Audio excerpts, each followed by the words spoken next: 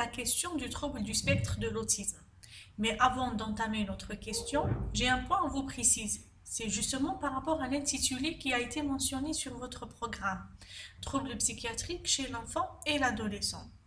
En fait, c'est un titre qui englobe pratiquement toute la pédopsychiatrie, allant du développement normal chez l'enfant et l'adolescent aux grandes entités pathologiques chez l'enfant et l'adolescent. Et de ce fait, on ne pourra pas le faire en une seule séance de cours. Et c'est pour cette raison, je vais aujourd'hui me zoomer sur le trouble du spectre de l'autisme, qui est un trouble très fréquent en pédopsychiatrie actuellement et dont les répercussions elles sont vraiment fatales si on ne fait pas le dépistage précoce ou bien si on n'agit pas à temps. Pour introduire, il faut savoir que l'autisme de l'enfant est considéré actuellement comme un trouble neurodéveloppemental, caractérisé par des altérations précoces de la communication et des interactions sociales, associées à des comportements restreints et répétitifs. On va les expliquer dans le chapitre de la clinique.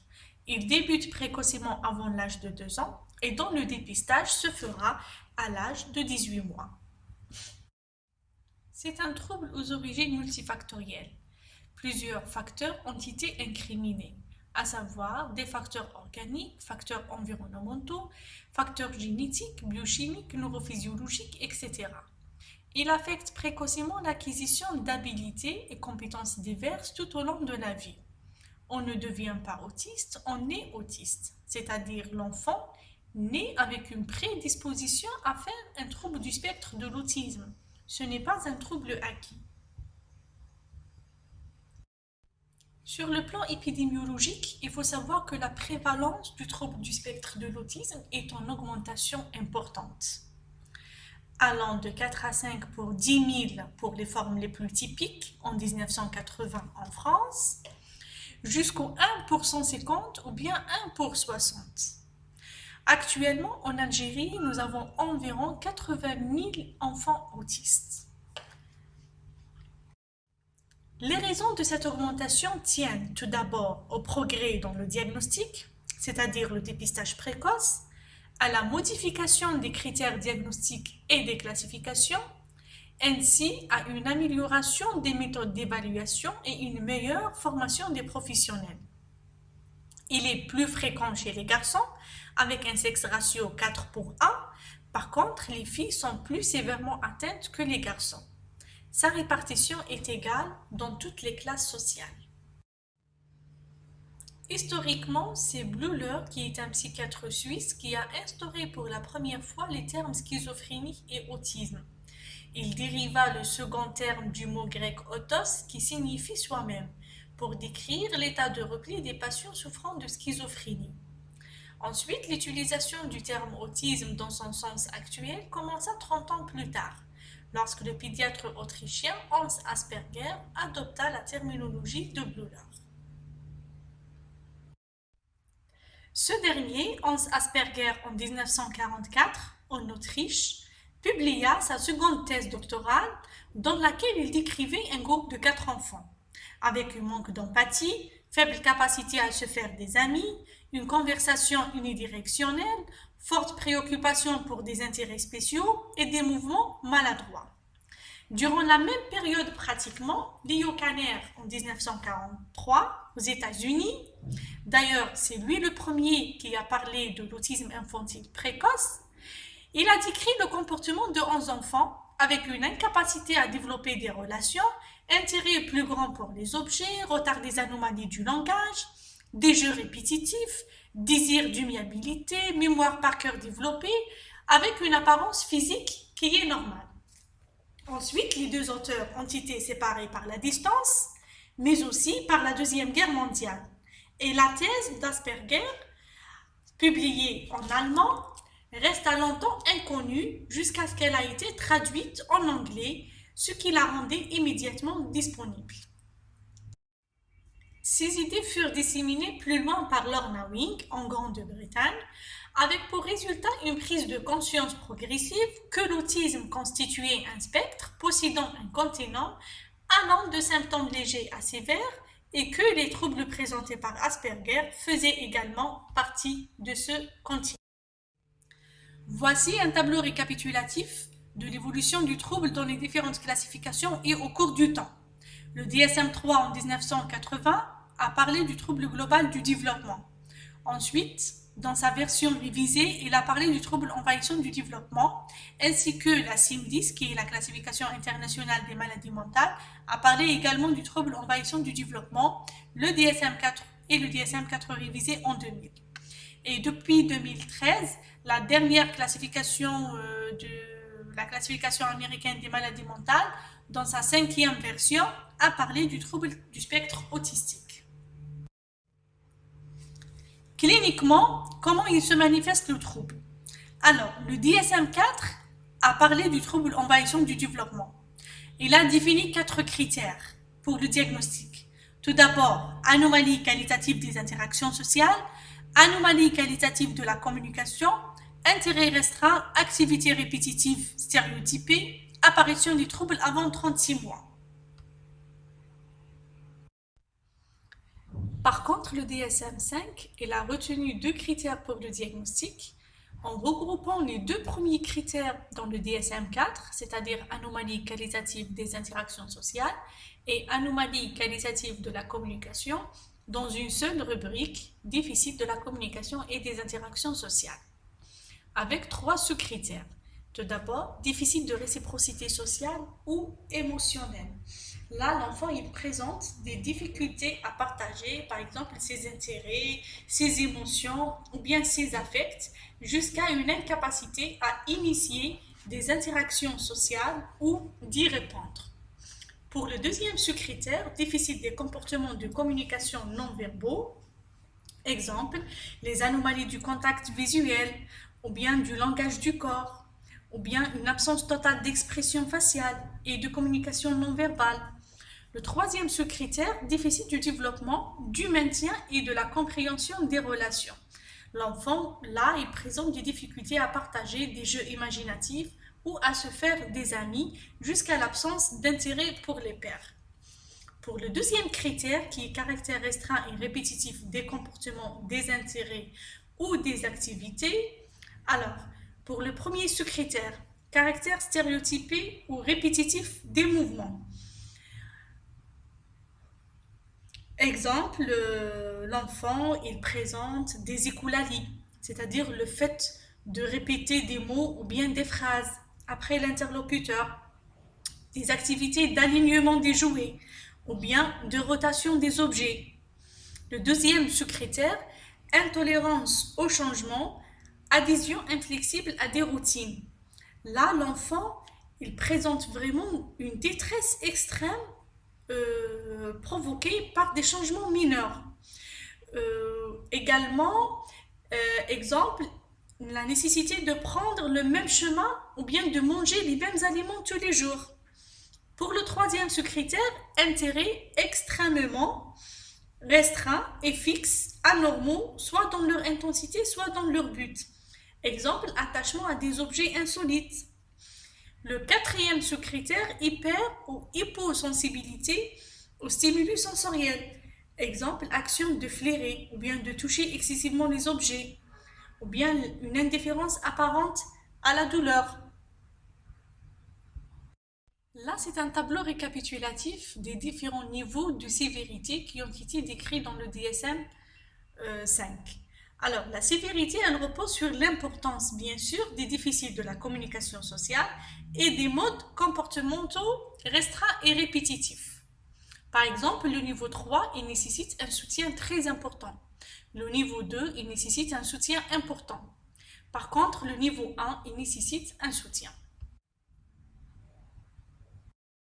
Maintenant, on va voir des notions essentielles dans le développement de la socialisation et de la communication. Commençons tout d'abord par l'attention conjointe. Alors, qu'est-ce que c'est une attention conjointe? L'attention conjointe est une interaction à valeur communicative entre soi et l'autre. C'est la capacité de l'individu à partager un événement avec l'autre, à attirer son attention vers une personne ou bien un objet. Le but, en fait, est l'obtention d'un regard conjoint avec la conscience du partage de l'information. L'attention conjointe est un précurseur de la communication et du développement du langage. De ce fait, on peut distinguer l'attention conjointe passive, c'est quand l'interlocuteur qui attire l'attention de l'enfant vers un objet, par exemple, oh, regarde l'oiseau. Ou bien, l'attention conjointe active, c'est quand l'enfant qui attire l'attention de l'interlocuteur. La deuxième notion essentielle pour le développement de la communication et de la socialisation, c'est le pointage. Le pointage est une compétence complexe. Elle se développe chez l'enfant entre 9 et 15 mois. On distingue le pointage proto-déclaratif. Là, l'enfant il pointe pour partager un état émotionnel avec l'autre, ou bien un intérêt, un plaisir. Le pointage proto-impératif, l'enfant pointe pour obtenir un objet convoité, c'est-à-dire quand il veut quelque chose. Là, on arrive au chapitre le plus important pour vous, qui est le dépistage de l'autisme. Le dépistage de l'autisme, il se fait par des observations cliniques minutieuses de l'enfant, c'est-à-dire plusieurs observations appuyées par des échelles d'évaluation. Alors, les échelles d'évaluation, c'est justement pour étayer le diagnostic et non pas pour le confirmer. D'accord? Le diagnostic, il est clinique. Pour les signes d'alerte, il faut savoir que les signes cliniques isolés n'ont pas de valeur diagnostique. Justement, il faut leur association et leur persistance. On distingue trois modalités de début des troubles. Soit une modalité progressive dès le deuxième trimestre, c'est-à-dire les signes autistiques progressent dans le temps, soit une modalité régressive vers 18 mois. Là, l'enfant il avait un développement presque normal avant 18 mois. Ensuite, on aura une régression du développement après le 18e mois. Soit une alternance entre développement normal et signes évocateurs d'autisme entre le 6e et le 18e mois. Au cours du premier trimestre, il faut savoir que les signes sont vraiment discrets. Ils ont une valeur rétrospective, c'est-à-dire les parents ne consultent pas à ce stade, et le diagnostic est difficile à distinguer de la dépression ou bien des carences. Pour les perturbations des interactions sociales, on peut noter une indifférence à la voix et au visage de la mère, pas d'échange de regards, surtout au cours des tétés, des expressions faciales pauvres, absence de sourire au visage humain, anomalie du regard, strabisme persistant mais variable, qu'il faut le distinguer du strabisme organique, une indifférence au monde sonore, et là on se demande si l'enfant est sourd avec des vocalisations qui sont pauvres. Trouble du comportement, soit bébé trop calme ou bien trop excité. Au cours de ce premier semestre, on peut noter des troubles psychomoteurs. Exemple, pas d'attitude anticipatrice, hypotonie ou hypertonie, défaut de succion, des troubles du sommeil type insomnie, sommeil calme ou agité. Au cours du second semestre, on peut confirmer les signes précédents avec une quête active de stimulus sensoriels. L'enfant, il s'intéresse beaucoup plus à la lumière, aux objets tournants. Intérêt pour les objets insolites durs, exemple les bouteilles. Pas de participation aux activités, coucou, bye bye. L'enfant, il n'imite pas. Absence d'angoisse de séparation. Quand on sépare l'enfant de ses parents, il ne pleure pas, il ne les cherche pas. Absence d'angoisse de l'étranger. Quand il voit un étranger, il ne pleure pas. Au cours de la deuxième année, on note une absence du pointing proto-impératif et proto-déclaratif, qui doivent être présents à partir de l'âge de 9 mois. Absence de jeu faire semblant. Exemple, jouer à la dinette, jouer au policier, jouer au docteur. Des troubles du langage, pas de gazouillis, premier mot après 18 mois. L'enfant n'utilise pas le pronom je. Présence d'écoulalie. Des jeux pauvres, pas d'imitation gestuelle ni verbale. Anomalie de la marche, l'enfant marche sur les pointes des pieds. Phobie des bruits mécaniques, une auto-agressivité envers lui-même ou bien hétéro-agressivité envers les autres. Des stéréotypies gestuelles. Voici les signes d'alerte préconisés par la Haute Autorité de Santé. Alors, absence de babillage, de pointage ou d'autres gestes sociaux à 12 mois, absence de mots à 18 mois, absence d'association de mots à 24 mois, perte de langage ou de compétences sociales, quel que soit l'âge.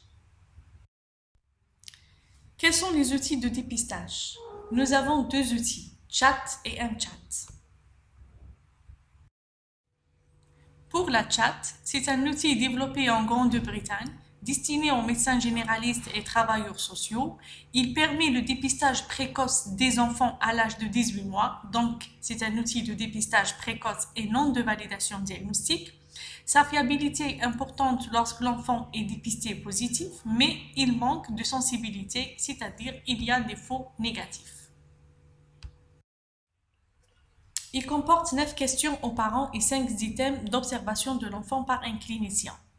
Il étudie 3 comportements considérés comme essentiels pour dépister l'autisme. C'est l'attention conjointe, le pointage protodéclaratif et le jeu faire semblant. Voici l'échelle, ça c'est la partie A destinée aux parents et ça c'est la partie B destinée aux praticiens. Pour l'interprétation de l'échelle, si à l'âge de 18 mois, l'enfant il ne présente pas de jeu faire semblant ni de pointing protodéclaratif avec une absence du contact par le regard, là l'enfant il présente un risque élevé de développer un autisme. Par contre, s'il présente une absence du pointing protodéclaratif avec une absence du regard ou bien une absence du jeu faire semblant, là, l'enfant il présente un risque modéré de développer un trouble du spectre autistique. Pour le deuxième outil, qui est la M-Chat, c'est une adaptation de la chat sous la forme d'un questionnaire de 23 items. Elle repose sur les observations des parents et concerne des enfants âgés de 24 mois. Voilà la M-Chat. Elle comporte 6 items critiques. C'est l'attention aux autres enfants, le pointing protodéclaratif, l'attention conjointe, le pointé distal, l'imitation et la réponse à l'appel du prénom. Maintenant, on est arrivé au chapitre diagnostic. Il faut savoir que l'autisme est un trouble du développement neurobiologique. Il n'y a pas de preuves radiologiques, ni génétiques, ni biologiques pour confirmer le diagnostic. Le diagnostic est clinique. Les manifestations varient beaucoup d'un enfant à l'autre et chez un même enfant dans le temps. Il n'y a pas de comportement isolé qui soit typique de l'autisme, ni de comportement qui exclurait automatiquement le diagnostic d'autisme. Mais il y a des signes communs liés aux déficits sociaux qui ont une valeur pour le diagnostic. Donc, le diagnostic s'établit sur la base des observations directes de l'enfant au cours de l'entretien et des vidéos à la maison pour voir l'enfant dans sa famille, appuyé par des échelles comme la DOS, qui est une échelle d'observation pour le diagnostic de l'autisme, la DIR, un entretien semi-structuré pour le diagnostic de l'autisme, et la CARS pour évaluer la sévérité de l'autisme chez l'enfant. À quel âge faut-il diagnostiquer l'autisme? Alors, entre 12 et 18 mois, c'est le dépistage précoce, soit par des pédiatres ou bien des médecins généralistes. À l'âge de 24 mois, c'est la confirmation du diagnostic par une équipe pluridisciplinaire. Après, on va évaluer l'enfant dans les différents domaines pour mettre en place un profil éducatif spécialisé pour l'enfant. Variabilité du trouble autistique. Il faut savoir que les TSA est un groupe hétérogène par la clinique, sujet sans langage à des sujets avec un niveau de langage au-dessus de la normale. La variation du degré des perturbations autistiques, c'est l'intensité, légère, moyenne ou sévère, et l'association à d'autres troubles comme l'épilepsie, anomalies génétiques, métaboliques, etc. Le niveau de fonctionnement cognitif, la déficience intellectuelle qui pourra être associée, l'âge chronologique de l'enfant. Il faut savoir que la clinique de l'autisme varie avec l'âge chronologique, le niveau de développement et le niveau intellectuel. Sachant que la perturbation la plus constante dans l'autisme est la perturbation des interactions sociales. Retard de diagnostic, soit par manque d'expérience des parents, dont c'est le premier enfant, soit par déni, c'est-à-dire difficulté du parent à accepter la présence d'une maladie, soit par manque de formation de certains professionnels peu familiarisés avec les premières manifestations de l'autisme, ou bien il peut être lié à des caractéristiques propres à l'enfant jeune. Les origines éthiopathogéniques. La conception actuelle est que l'autisme est une pathologie plurifactorielle à support multigénétique. Alors, au niveau génétique, on peut avoir plusieurs régions chromosomiques impliquées sur les chromosomes 2, 7, 15, 17 et les chromosomes sexuels également. Pour l'imagerie cérébrale, donc anomalies cérébrales fonctionnelles et anatomiques localisées dans des régions temporales supérieures. Ainsi, on peut avoir une diminution du débit sanguin qui suit le sillon temporal supérieur. Anomalie présente chez 80% des enfants avec autisme et corrélée avec la sévérité de l'autisme. Les régions les très impliquées dans la perception du mouvement, de la voix, la reconnaissance, l'interaction et la compréhension d'autrui. Quels sont les facteurs de risque? D'abord, un frère ou sœur souffrant d'autisme, antécédent familial de schizophrénie, antécédent familial de troubles de l'humeur, antécédent familial de troubles mentaux, maternité supérieure à 40 ans, paternité entre 40 ans et 49 ans, petit poids de naissance et une prématurité à 35 semaines. Le diagnostic différentiel se fait avec un déficit instrumental, des troubles du langage, mutisme sélectif, état de stress post-traumatique, un déficit de l'attention avec hyperactivité, une dépression et carence affective et un handicap intellectuel. Pour la comorbidité, l'autisme il peut être associé à un déficit intellectuel, à des troubles structurels du langage, exemple des orthographies, dyslexie, dyscalculie, à un déficit de l'attention avec hyperactivité, les maladies somatiques comme l'épilepsie, les pathologies génétiques comme le syndrome de l'X fragile, la sclérose tubereuse de Bournovi, la trisomie 21, les pathologies neurologiques et psychiatriques comme l'épilepsie, comme la déficience sensorielle, comme les troubles obsessionnels compulsifs, la dépression, etc. L'évolution. Alors, l'évolution, il y a un ensemble de facteurs d'environnement.